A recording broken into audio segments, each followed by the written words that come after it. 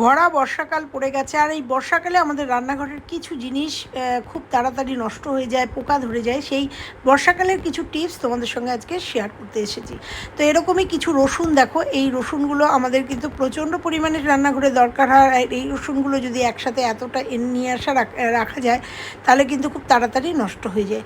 তো রসুন এরকম একটা যে কোনো ঝুড়িতে রাখবে, সে গোল ঝুড়িও হতে পারে, এরকম প্লাস্টিকের মধ্যে রেখে তোমরা যদি আমি যেভাবে রাখছি সেইভাবে রাখতে পারো তাহলে রসুন কিন্তু এই বর্ষাকালে একটু নষ্ট হবে না। সুন্দরভাবে রসুন কিন্তু তোমরা ব্যবহার করতে পারবে, কারণ বর্ষাকালে রসুন, পেঁয়াজ, আদা এগুলো রাখা কিন্তু খুব সমস্যা। এইগুলোর টিপস আজকে তোমাদের সঙ্গে শেয়ার করব। তাছাড়াও রান্নাঘরের টুকিটাকি অনেক টিপস শেয়ার করব। তো দেখো এরকম একটা প্লাস্টিক নিয়ে এখান থেকে বায়ুটা বার করে দিয়ে এরকম গার্ডার দিয়ে একটু আটকে নাও, এরকম করে একদম করে আটকে নাও। আটকে নেওয়ার পরে তোমরা কি করবে, এটা অবশ্যই রেগুলার আমাদের ইউজ করতে হবে, কারণ আমাদের রসুন তো রান্নাঘরে লাগেই।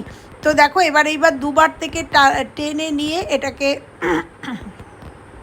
দুপাশ থেকে টেনে এখানে আটকে নেব। আটকে নেওয়ার পরে তোমরা দেখো এই মাঝখানে একটা পকেট মতো হয়ে যাবে। এতে কিন্তু তোমাদের রসুনগুলো অনেক দিন পর্যন্ত ভালো থাকবে। তো দেখো এরকমভাবে টেনে নিয়ে এরকম একটা তোমরা গোল ঝুড়িতে বা যে কোনো ঝুড়িতেই কিন্তু করে নিতে পারো।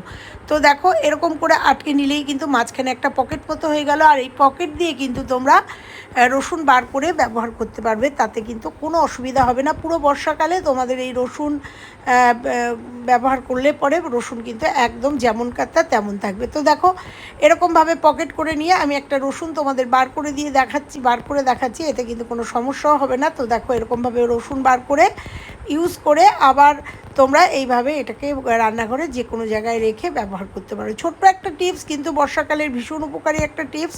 এরকম করে রসুন কিন্তু তোমরা রাখলে পরে সুন্দরভাবে খেতে পারবে, একটা রসুনও নষ্ট হবে না। ভালো লাগলে একটা লাইক করে দিয়েছো।